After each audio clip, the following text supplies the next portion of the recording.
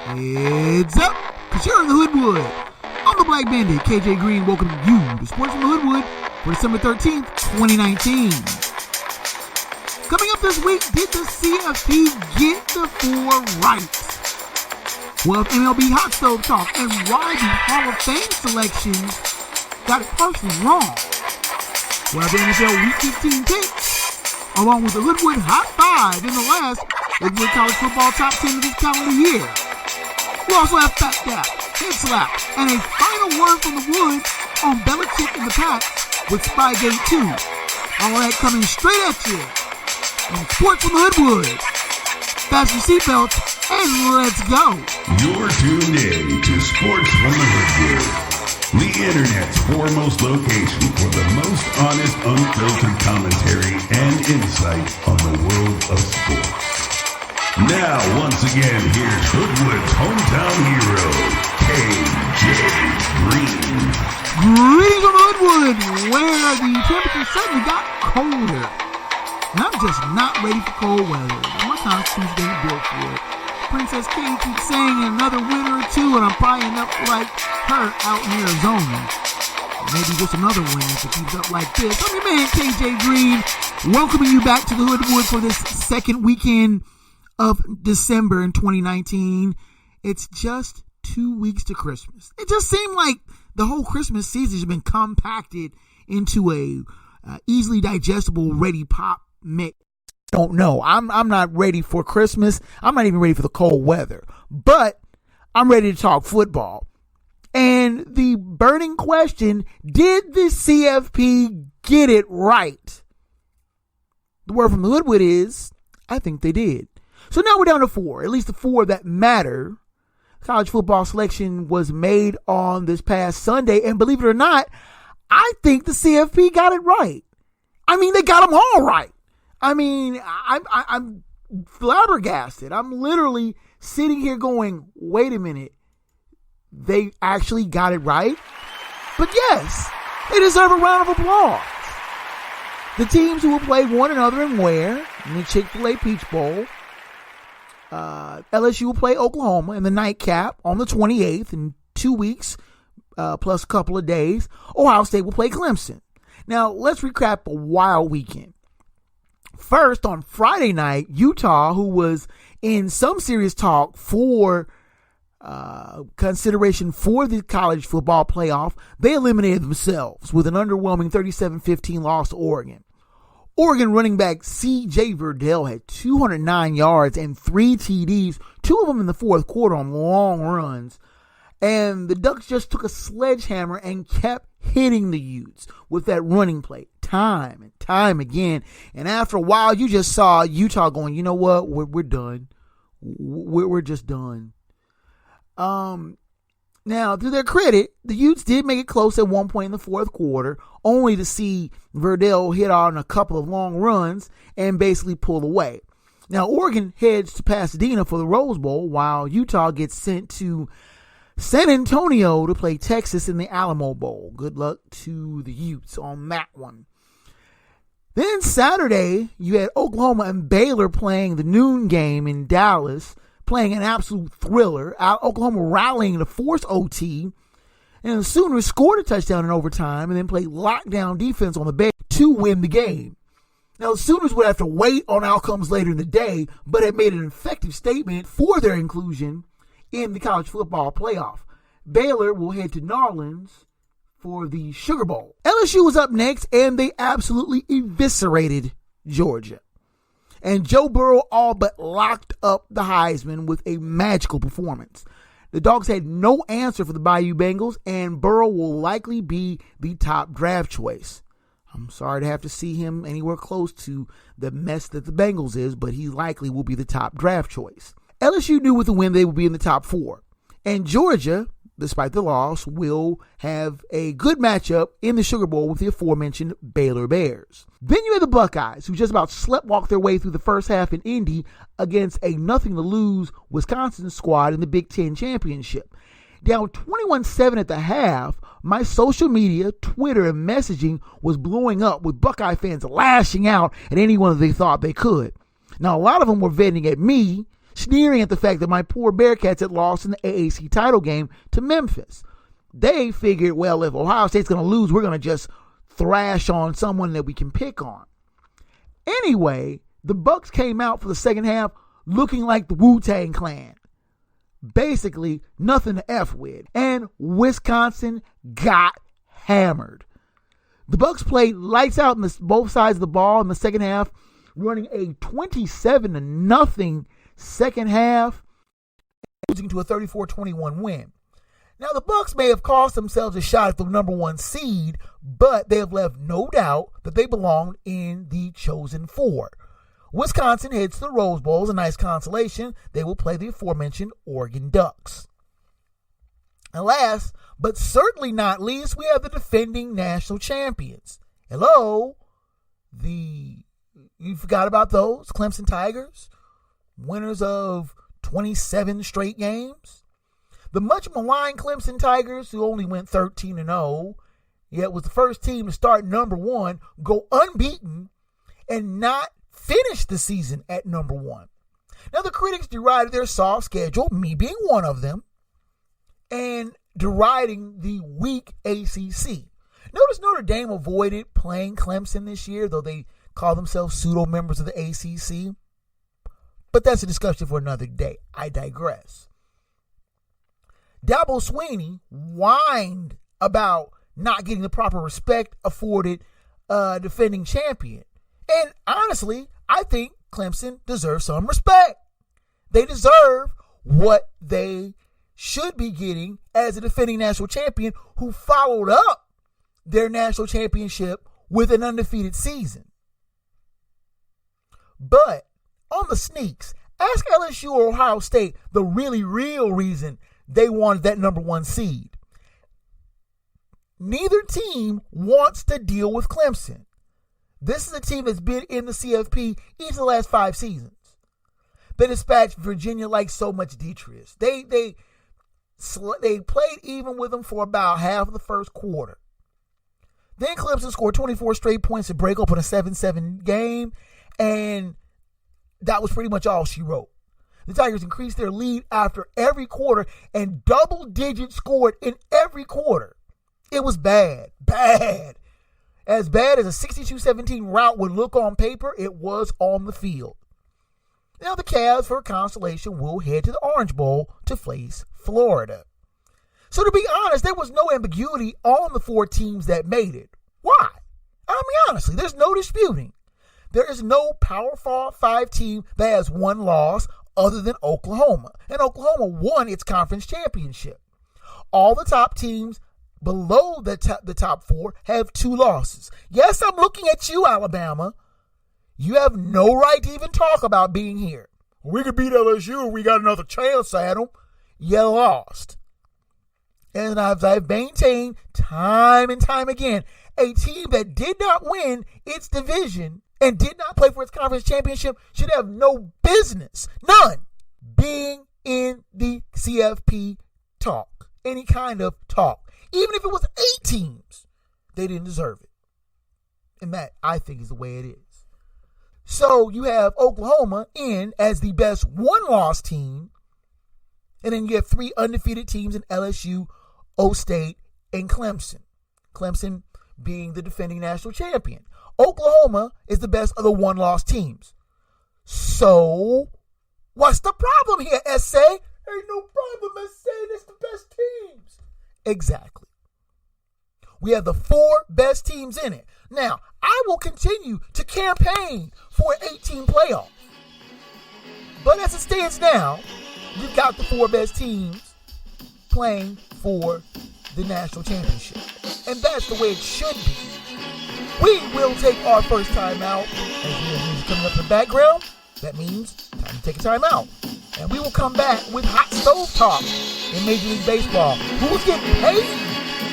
And did the Veterans Committee get the selections of Marvin Miller and Ted Simmons right, who I think they left out and should be included? Sports Movement continues after this.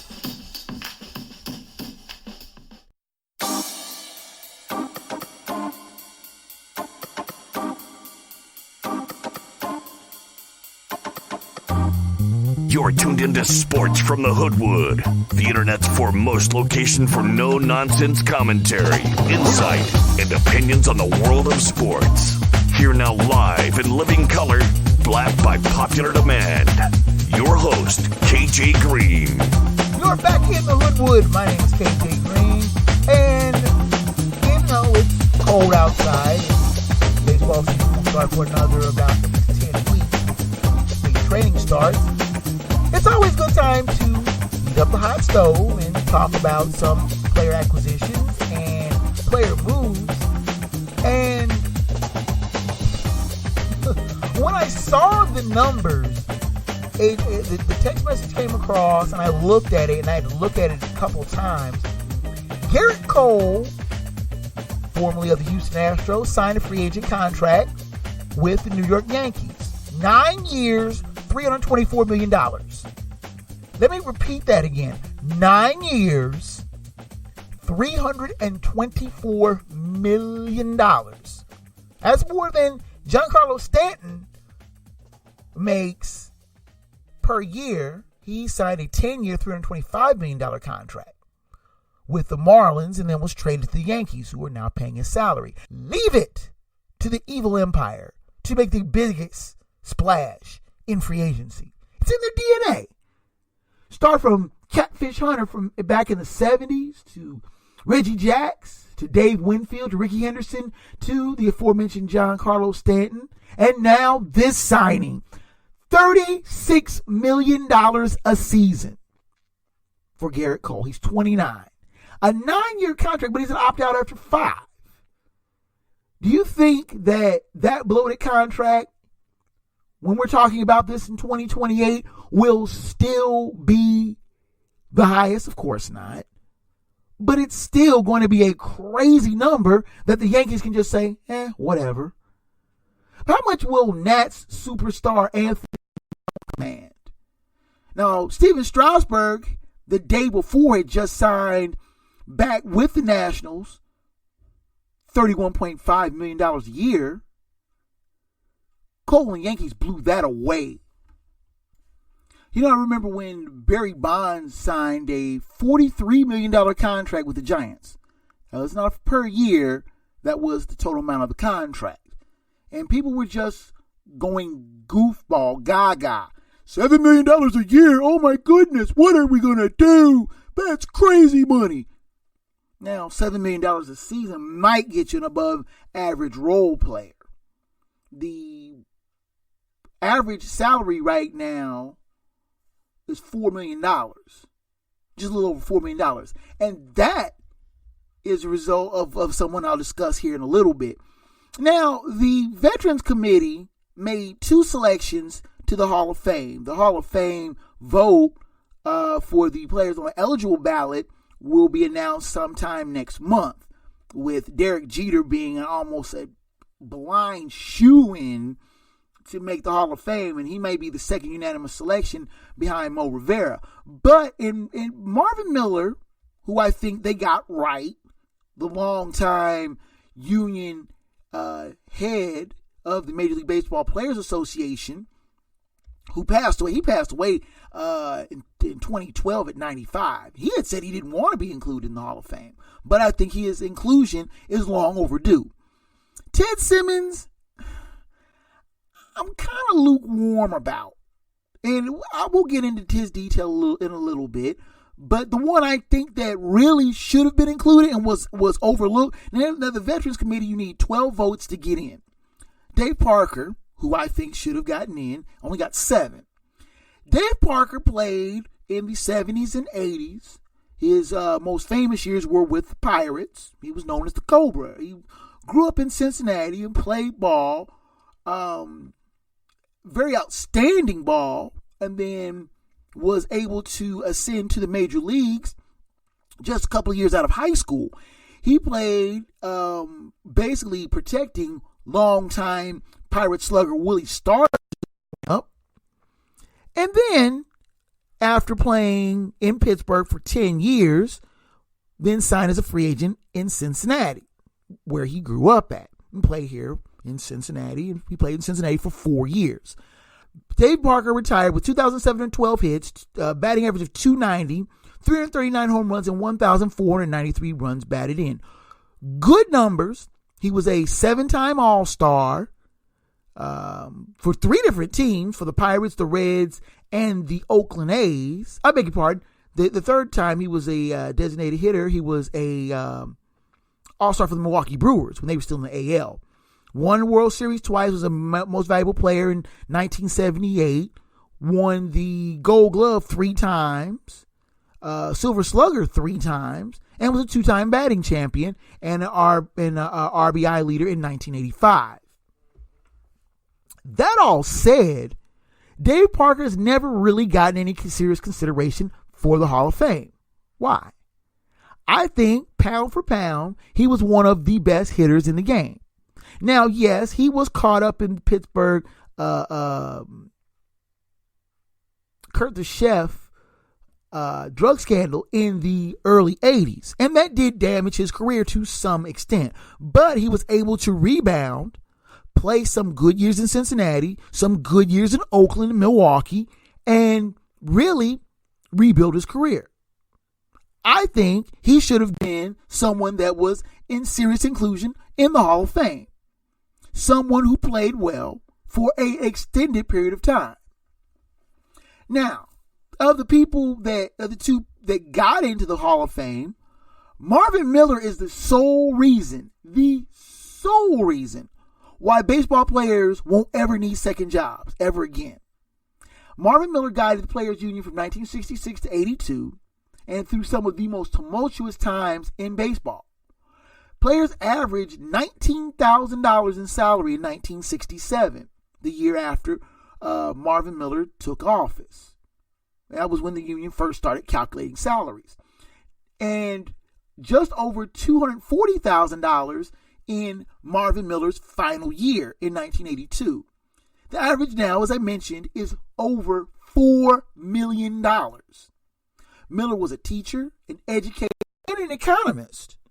He educated players about their worth, and the MLB owners flat hated his guts.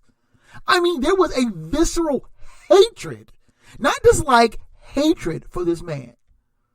In the great book by John Helyar entitled Lords of the Realm, a very good read. You should, if you're into baseball, read that book and then read The Game. They almost work hand in hand with one another. But as I was saying before, it detailed how the owners hated Miller for the very reason that the players loved him. He educated them to the wiles of the owners and how they would try to snooker them on salaries and how dirty they would be. He is the sole reason that the players can freely move from team to team now. There used to be a caveat in every player's contract that in essence bound them to a team for their career. Miller challenged that, and for better or for worse, the players can now play out their contracts and move elsewhere. As I mentioned before, Miller passed away in 2012 at the age of 95 and had said that he wanted no part of the Hall of Fame. But here's the real reason why the game in salaries wise is the way it is today. He basically opened the dam for players to be able to make what they're really worth. Ironically, one of the players that directly benefited from Miller's work is Ted Simmons, longtime catcher for the Cardinals. He also was selected to the Hall of Fame from the Veterans Committee. He played in the 70s and 80s and played part of one season with the Cardinals without a signed contract. At the time, teams could just renew contracts, often with a pay cut. But if they let the player go throughout the season with an unsigned contract, they could be a free agent. They would have played out their contract. The problem was on the rules of the day. If the team renewed the contract, the player on it, if the team renewed the contract on its own, the player could move on after the completion of a single year. That was the reserve clause. And the owners did not want that tested. They didn't want it to happen, and they always wanted to have that year plus one so the player could not escape. They always wanted to re-sign the player so that they would have that year plus one renewed. Simmons proved that the owners were afraid of free agency, and it would be just a couple of years later. Now, Simmons would sign a 2-year contract midway through that season. And it'd be just a couple of years later when McNally and Messerschmitt would go a season without a signed contract, then be declared free agents when the reserve clause was abolished. Now, I wasn't real good with Simmons' induction, though my man Hoove, a Cards fan from way back, did some number crunching and argues that his numbers were better than first ballot Hall of Famer Johnny Bench, a theory that Hoodwood finds borderline blasphemous. Simmons had decent numbers, yet toiled for a lot of mediocre teams. Bench, on the other hand, was the center cog of the Big Red Machine in the early 70s and a solid hitter in the late 70s Reds team. He proved that catchers could be power hitters, and his 389 home runs when he retired was number one among catchers for home runs. Did Ted Simmons deserve to be in the Hall of Fame? His was Hall of Fame borderline. I still think Dave Parker should have been in the Hall of Fame. We'll talk more MLB Hot Stove as the calendar year turns and talk about what teams I think may be poised for a big jump with their free agent signings. We'll take a time out, come back with NFL Week 15 picks. We're getting down to crunch time, and the picks are coming in fast and furious. Sports from the Hoodwood continues after this.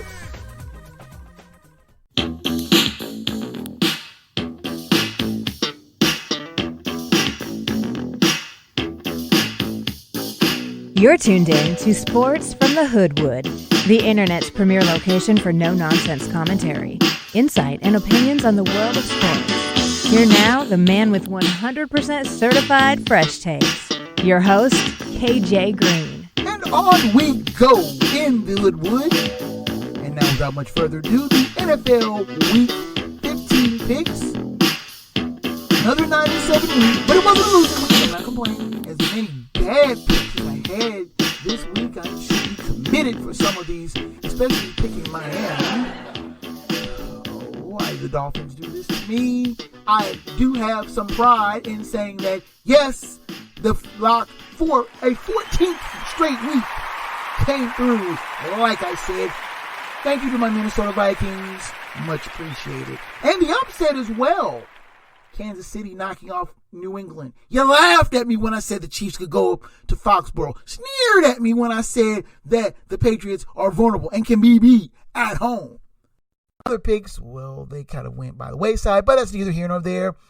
For your review, perusal, and approval, I present to you the Week 15 NFL picks. Odds provided by ESPN for comparison and entertainment purposes only. If you bet the Christmas money and lose it on these odds, don't come looking at me. You cannot use my charge card. We'll lead off with Thursday night game. The 5-8 Jets taking on the 11-2 Ravens at M&T Bank Stadium in Baltimore. 8:20 kickoff on Fox and NFL Network. The Ravens are 14-point favorites. Last week, the Jets defeated the Dolphins 22-21, while the Ravens defeated the Bills 24-17. Fast fact, Ravens quarterback Lamar Jackson is only the second quarterback in NFL history with 1,000 yards rushing. Now, the Jets eked out a narrow but satisfying win over the Dolphins, are now heading to Baltimore, where the difficulty is considerably ramped up. Lamar Jackson is coming off a solid performance in a win over the Bills and shouldn't have any trouble with the Jets' highly suspect defense, even nursing an injury. The question is, how long will he play with that injury before the Ravens get far enough ahead and John Harbaugh pulls him out for rest? I'm coming right off the top here, people, and giving Baltimore my lock of the week. Let's turn to the Sunday game for Sunday, December 15th. The first game on the docket is the 10-3 Patriots at the 1-12 Bengals. Game being played at Paul Brown Stadium in Cincinnati.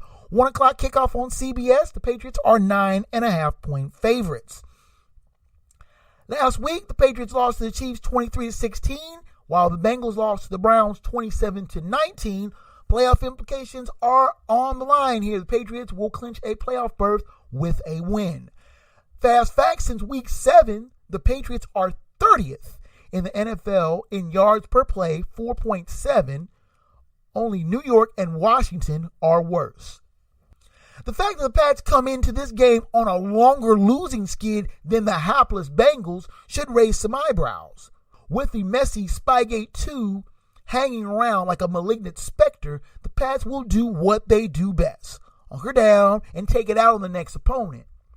The Bengals should be very worried, and while the Pats' offense is equally suspect, some might say average or underwhelming, they still should have more than enough on the ball to win here. The pick is New England.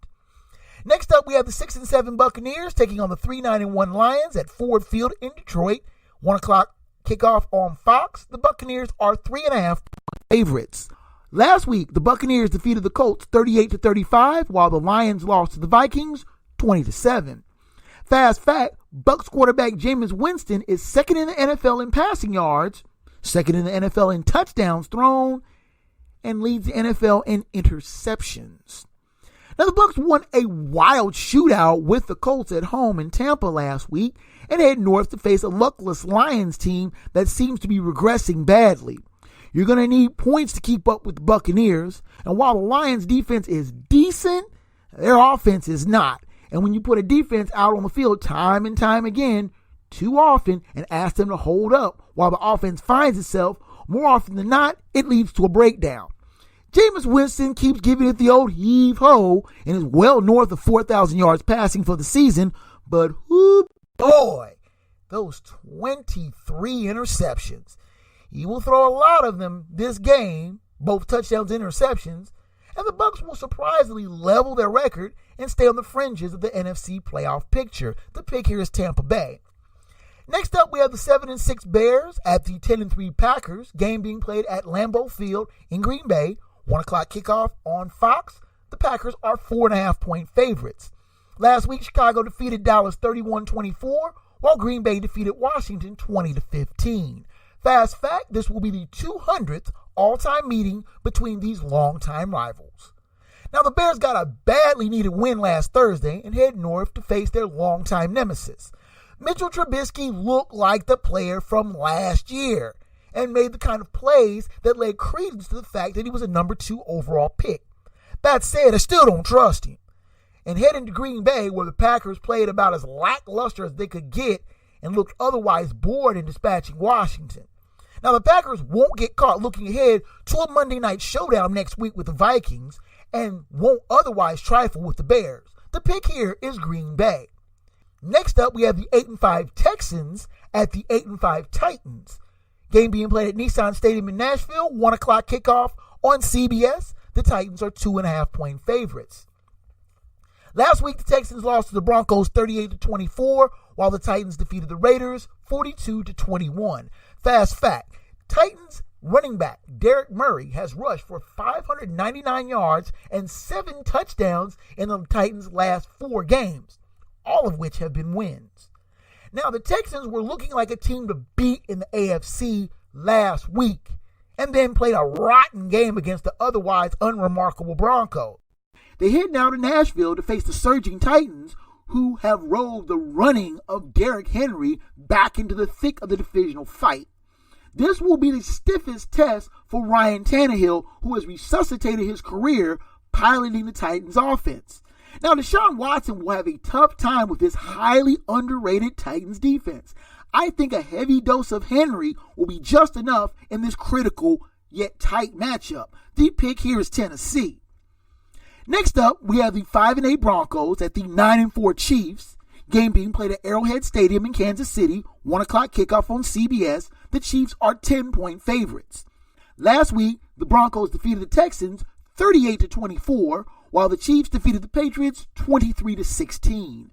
Fast fact, Broncos quarterback Drew Lock became only the 3rd quarterback in team history to throw for 300-plus yards and 3 scores in his first road start, the other 2 being John Elway and Tim Tebow.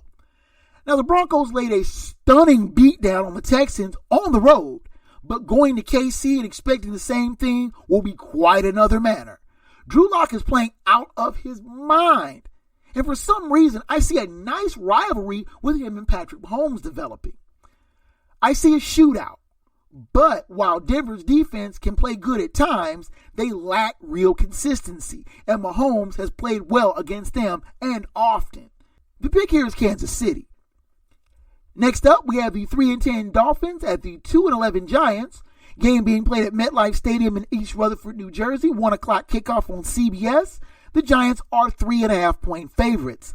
Last week, the Dolphins lost to the Jets 22-21, while the Giants lost to the Eagles 23-17 in overtime. Fast fact, for the first time in franchise history, the Giants will lose 11 or more games for the third consecutive season. Both teams are going nowhere, and while the Dolphins haven't completely stunk out the joint as of late, they are not winning. Eli Manning played decently in his first start in a few weeks, and I'm still wondering, whatever happened to Saquon Barkley?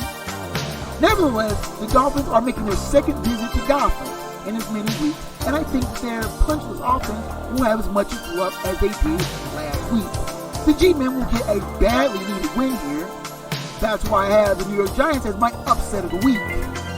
We will take a timeout with the music coming up in the background and continue on with the NFL Week 15 picks, the rest of the early day picks, as well as the late games and the primetime games. Sports from Hoodwood continues after this.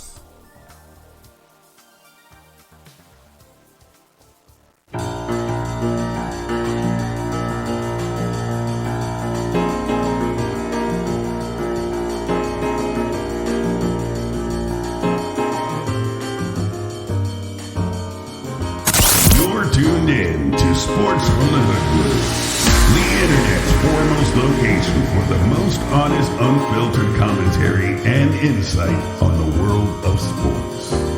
Now, once again, here's Hoodwood's hometown hero, KJ Green. And on we go in the Hoodwood, continuing the NFL Week 15 picks. Changed up a little bit, have a little festive Christmas music mixed in with it. But on we go with the picks nonetheless. We will continue with 6-7 Philadelphia at 3-10 Washington. Game being played at FedEx Field, Landover, Maryland. 1 o'clock kickoff on Fox. Philadelphia is 4.5-point favorites. Last week, Philadelphia defeated New York 23-17 in overtime. Washington lost to Green Bay 20-15. Fast fact, Philadelphia has won the last 5 meetings after Washington had won the previous 5 meetings before that. Now, Philly needed a rally to beat the G-Men and did so to possibly save their season. They head to the nation's capital to take on a Washington squad who gave Green Bay all they could handle in a valiant defeat. The Eagles are living on borrowed time and know that any slip-up between now and the end of the season could be fatal. I think Philly's been scared straight, and at least straight enough to put the bad performances behind them and pummel a going nowhere Washington squad. The pick here is Philadelphia. Next up, we have the 10-3 Seahawks at the 5-8 Panthers. Game being played at Bank of America Stadium in Charlotte. 1 o'clock kickoff. Seahawks 5.5-point favorites. Last week, the Seahawks lost to the Rams 28-12, while the Panthers lost to the Falcons 40-20. Fast fact, Seahawks were the last team to lose on the road. And there's only one team, the Minnesota Vikings, who are unbeaten at home this season. Now, the Seahawks fell right back out of the NFC West lead with a loss to the Rams, and with it went the number 1 seed. Staying on the road, they head cross country to face the Panthers. Now, ordinarily, I'd say that the Seahawks would be in trouble with the early start, but they have made 4 trips to the Eastern time zone this season and have won all 4. Why do you think that a Panthers team that has all but mailed it in, witnessed their evisceration last week to a sorry Falcons squad as proof, why do you think that this Panthers team would give any more than token resistance? The pick here is Seattle. Next up, we have the 4-9 Jaguars at the 6-7 Raiders. Game being played at Ring Central Coliseum in Oakland. 4:05 kickoff on CBS. The Raiders are 6.5-point favorites. Last week, the Jaguars lost to the Chargers 45-10, while the Raiders lost to the Titans 42-21. Fast fact, the Jags are the first team to lose 5 straight by 17 or more since 1987. Well, changing quarterbacks did not help the Jaguars, and their slide continues as they head to Oakland to face the Raiders, who are playing their final game in East Bay. Now you can count on this will be an emotional game for their fans, and the Jags are in the crosshairs.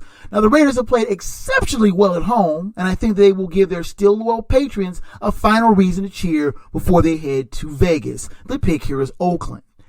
Next up, we have the 9-4 Vikings at the 5-8 Chargers, game being played at Dignity Health Sports Park in Carson, California. 4:05 game on CBS. This game was flexed from the Sunday night slot. The Vikings are 2.5-point favorites. Last week, the Vikings defeated the Lions 20-7, while the Chargers defeated the Jaguars 45-10. Fast fact, these two teams have played 12 times, winning 6 each, with each team alternating wins.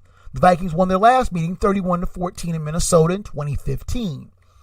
Now, the Vikings are trying to keep the Packers within the game with their Monday night showdown next week looming. It's not real safe to look past the Chargers, though, who hammered these same Packers a few weeks ago and come off of a refreshing throttling of the Jags. That said, I think the Vikings can get their running game established early and grind out points. Now, no one will ever mistake me for a Kirk Cousins fan, but he has been playing largely error-free for the balance of the season, and I feel like that this can continue in this matchup. The pick here is Minnesota. Next up, we have the 6-7 Browns taking on the 3-9-1 Cardinals at State Farm Stadium in Glendale, Arizona. 4:05 kickoff on CBS. The Browns are 2.5-point favorites. Last week, the Browns defeated the Bengals 27-19, while the Cardinals lost to the Steelers 23-17. Fast fact, Cardinals quarterback Kyler Murray has thrown 16 touchdowns this season, which is a team rookie record. Now, the Browns are still an undisciplined, rowdy lot. That said, they have just enough on the ball to defeat the Cards, who are finding new and creative ways to lose. Witness their debacle last week against the Steelers, where they kept turning over the ball at the most inopportune times, and let the Steelers' special teams break off an 85-yard punt return for a score. That said, I really do lack confidence in either team, and as much as I could see the Browns playing way down to the level of the Cards, I think they have enough to win it, but it will be close. The pick is Cleveland. Next up, we have the 8-5 Rams taking on the 6-7 Cowboys at AT&T Stadium in Arlington, Texas. 4:25 kickoff on Fox. The Rams are a 1-point favorite. Last week, the Rams defeated the Seahawks 28-12. The Cowboys lost to the Bears 31-24.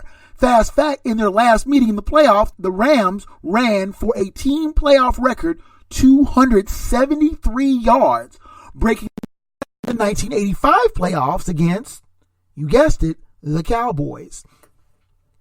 Now, the Rams got a badly needed confidence boost last Sunday night, keeping a strong Seattle offense out of the end zone all night. The Seahawks' only touchdown was on an interception return. They head to Jerry World to face a badly fading Pokes team that might be on life support after a 3-game losing streak that has sent their fans and owner into a tizzy. Jason Garrett is trying to shoo the vultures circling his head, but in all reality, the Pokes are a dead team walking. Despite the best efforts of Dak Prescott, the offense isn't running the ball as much as it should, with the immensely gifted Zeke Elliott getting woefully few touches. The Rams have their faults, to be sure, but they know how to jump on a team and make them doubt themselves, and the Pokes need little prodding to make that happen. The pick here is the Los Angeles Rams. Next up, we have the 4-9 Falcons taking on the 11-2 49ers at Levi Stadium in Santa Clara, California. 4:25 kickoff on Fox. The 49ers are 11-point favorites. Last week, the Falcons defeated the Panthers 40-20, while the 49ers defeated the Saints 48-46. Fast fact, 49er quarterback Jimmy Garoppolo threw 4 touchdowns for the 3rd time this season. Only Steve Young and Joe Montana have done that for the 49ers. Now, the Falcons' offense, MIA for most of the season, hung 40 on the Panthers to get a much-needed win. Now, points might not be as easy to get in Frisco, where despite the 46 given up to the Saints last week, the 49ers are unlikely to let that happen again. The Niners' offense, on the other hand, remembered that getting the ball to George Kittle is a good thing, and use that formula to jumpstart a sometimes inconsistent offense on a day that otherwise otherworldly defense was off. Now the Niners will put up the points and dare the Falcons to match, something I can't see them doing. The pick here is San Francisco. The Sunday night game is the 9-4 Bills at the 8-5 Steelers. Game being played at Heinz Field in Pittsburgh, 8:20 kickoff on NBC. This game was flexed to the Sunday night slot. The Steelers are 2-point favorites. Last week, the Bills lost to the Ravens 24-17, while the Steelers defeated the Cardinals 23-17. Playoff implications here, the Bills will clinch a playoff berth with a win. Fast fact, Steelers quarterback Ducky Hodges is the first undrafted rookie to win his first 3 NFL starts. Now, in the NFL record and fact book, flex games are defined this way: a way to get the best matchups onto the showcase game that Sunday night has become. For, in the words of the handbook, quote, a way to allow surprise teams a chance to play their way on to prime time. The Bills are the very definition of such a surprise team, and the NFL rewarded their play with an extremely rare, their last Sunday night game was in 2007, primetime appearance. They faced the Steelers, who have recovered from an early swoon to push back into the AFC playoff picture. Will the Bills have stage fright for their first primetime appearance in better than a decade? I don't think so, but the Steelers are always tough at home, and especially in night games. The pick here is Pittsburgh. Finally, the Monday night game is the 6-7 Colts taking on the 10-3 Saints at Mercedes-Benz Superdome in New Orleans. 8:15 kickoff on ESPN. The Saints are 9-point favorites. Last week, the Colts lost to the Buccaneers 38-35, while the Saints lost to the 49ers 48-46. Fast fact, the Saints were the losers of the first 48-46 score in NFL history. The Colts seem to have given up the fight after another winnable game slipped through their collective grasp. They entered the Big Easy to face the Saints, fresh off a wild loss at home. The Colts give a decent fight, but the Saints are not in a charitable mood. This might get ugly really fast. The pick here is New Orleans. And there you have it. Last week, I was 9-7, but my lock and upset were correct. Thank you very much. Overall, I am 131, 76-1, 14-0 on my locks, 6-8 on the upsets. We will take our final timeout of the day, come back with the Hoodwood Top 10 in the Hoodwood Hot 5, along with Phat, Head Slap, and the final word from the wood. Sports from the Hoodwood heads down the home stretch after this.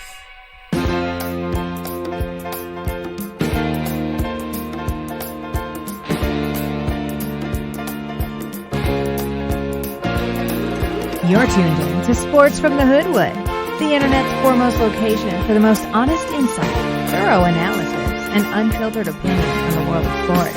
Now, once again, here's the man of the hour, After Hours, your host, KJ Green. Running third and headed for home here in the Hoodwood. My name is KJ Green, and thank you so much for your visit this week. We'll finish out strong with the Hoodwood Hot 5, which includes the final Hoodwood Top 10 for college football, as well as Phat, Head Slap, and the final word from the wood. Now, starting with our Hoodwood Hot 5, and no, we're not talking all about college football. We did that in the first segment. I honestly think the Rockets got the shaft on the Harden dunk protest. If you saw this last week, James Harden threw down a one-handed dunk in the Rockets game against the Spurs, and he threw it down so hard, the ball whipped through the net, and actually the net whipped around, and it looked like the ball went through the cylinder twice. Actually, when it went through the second time, it hit the back of the rim. Well, the ref saw the second part and thought he missed the dunk and waved off the basket. Replays show that the ball was indeed dunked, but then it went through a second time, or almost went through a second time. The Rockets lost the game in overtime and then filed a protest saying that the points should have counted and that overtime never been played. Well, the NBA, after review, decided to waive off the protest. I think if they had have allowed the protests, they would have been setting themselves up for more protests on more questionable calls. Now, the Sacramento Kings, of course, threw a little shade at the Houston Rockets after beating them with a buzzer beater earlier this week. Their Twitter account posting saying, "No protest necessary." That's real shade. But I think the Rockets got the shaft. Now, later in the season, if it becomes a one game that may keep them in or out of the playoffs, then they may have some beef. But right now, they're going to have to just take it with a grain of salt. Who gets the Heisman? I already mentioned it earlier. I think Joe Burrow of Louisiana State should be the school's second all-time Heisman winner. Now, yes, I know I campaigned for Chase Young, the thinking man's choice for the Heisman. But the question isn't who do I think should win the Heisman. I think Young should win the Heisman. But the question is, who will win the Heisman? And that's Burrow. Probably the best player on the best team in the country. Now, Saturday, I could be wrong, but I don't think I will be. This hurts. It really does. Another team that I consider beloved are the Red Wings. And this team might be clinically bad. You know, I've been following the Red Wings since I was in high school. I've been following the Red Wings since the mid-'80s when Steve Eisman was a babyface captain. And they used to call them the Dead Wings. This team might be worse than some of those mid to late 80s Red Wings teams that couldn't get out of its own way. I mean, the Red Wings haven't made the playoffs in 3 years after breaking a 25-year string of qualifying for the playoffs. Steve Eisman brought home from Tampa, begged by the Red Wings and the Ilitch family to please come home and repair our broken team. And he's had to break down the team and had to really put some pieces together in place. But the growth is going to be slow, painful. And as a longtime Wings fan and someone who has watched this team for decades and have grown accustomed to playoff success, regular season success, this is painful. I have confidence in Yzerman that he's going to build a great team.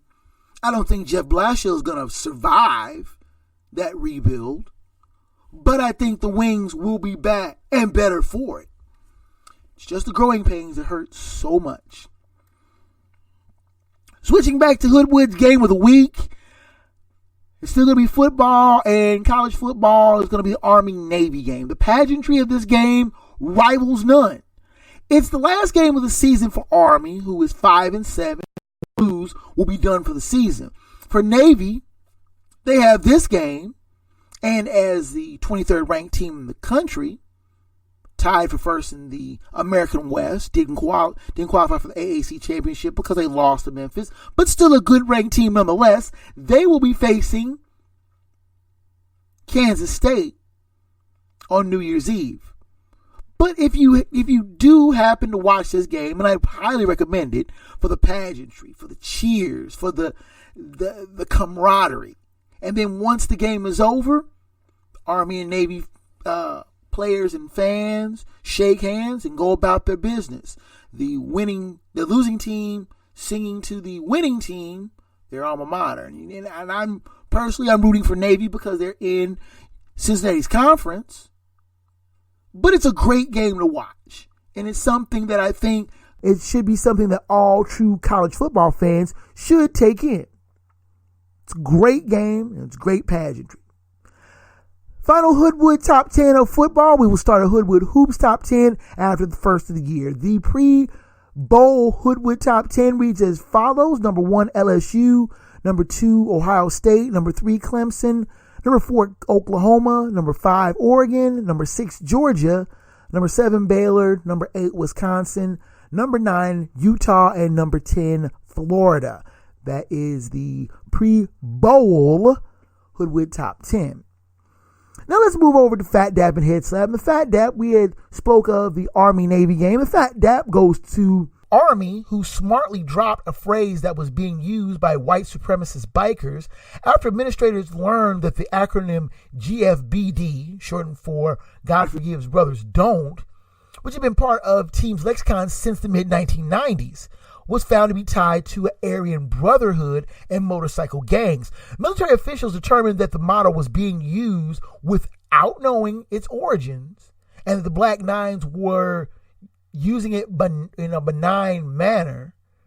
Now, a group of players had started using the phrase after seeing the mid-90s movie Stone Cold, which starred pseudo-tough guy Brian Bosworth as an undercover cop infiltrating biker gangs. They had used that phrase in that movie,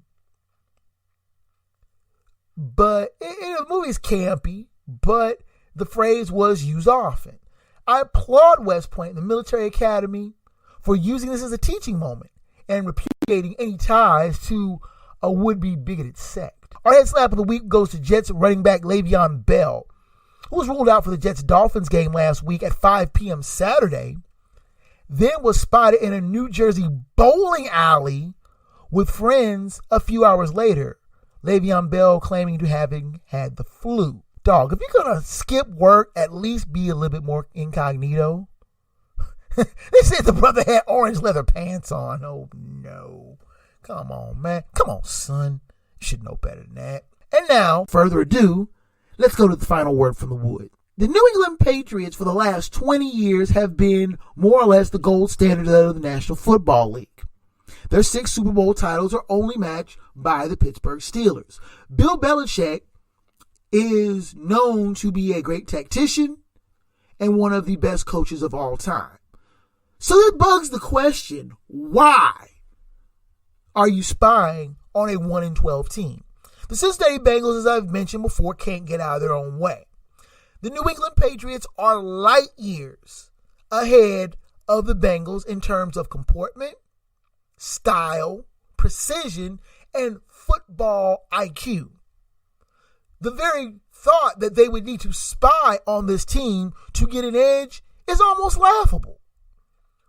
Why would the Patriots need to spy on a team that is so far beneath them they could send a C squad dressed as the New England Patriots and still be able to lay 6 points? A member of the Pats video crew was in Cleveland working with a Pats advanced scout, supposedly for a feature on the Pats website. The Pats were supposed to be doing a feature called Do Your Job, but the whole thing seems fishy, especially when the Bengals are playing the Patriots this coming Sunday. Now, if you remember, in 2007, the Pats got socked with a $250,000 fine, and Belichick himself was fined $500,000. The Patriots were also docked their first-round draft choice in 2008. One would wonder why the Patriots would even risk any kind of appearance of impropriety, any kind of thought that they may be hearkening back to a time and era where they were thoroughly shamed and called into question their Super Bowl trophies. The Patriots don't need this, and Roger Goodell, who I'm not a fan of, should come down hard on the Patriots should he find they were trying to spy again. Repeat offender status. I'm not talking about something like what happens to SMU, like a death penalty, but I'm thinking severe penalties for the Crafts, for Belichick, and for any personnel that was caught up in this menagerie of madness of taping. I'm talking stiff punishments. I'm talking about putting these guys out of the league. Year suspension, not a hefty fine, but kicking them out of the league. If it's Spygate 2, Bill Belichick has lost all respect from the Hoodwood. If it's Spygate 2, the Patriots' very titles need to be invalidated, or at least called into question, because one doesn't know how deep this rabbit hole goes. And the thing is, it's so sloppy. And Bill Belichick claiming he knows nothing about it. A coach like Bill Belichick knows everything that goes on in his organization. He knows who's coming and going. He knows who's doing what, and he knows what his advanced scouts are telling him. Don't try to fool us again with the loads of lies and bull. If it's Spygate 2 again, the punishment should be swift and severe. People need to lose their jobs and their livelihood over this. You are calling in question the very integrity of the game by allowing this to happen a second time. The punishment should be swift and severe. And that is the final word from the Wood. With the music coming up in the background, you know that means your time in the Hoodwood is just about done, and I thank you for your visit again this week. The email for the show is kjgreen@blackbanditproductions.com. You can send me emails on show topics, questions, comments, and criticism. I welcome your correspondence, and I try to respond to every email as quickly as possible. You can catch this podcast on a number of sites, including iTunes and Google Play. The show site itself is hoodwoodsports.podbean.com, which has the back catalog of previous shows. I'm also on Facebook at Black Bandit Productions and Enterprises. I'm also on Twitter as well, KJGreen20 and KJGreenPB. So your tweets respond as well. You can also catch the audio portion of this broadcast on YouTube. So that's that, fellow sports fans. Until next time out in the Hoodwood, I'm KJ Green, 30. Sports from the Hoodwood Is a Black Bandit Productions and Enterprises presentation of a 551 audio and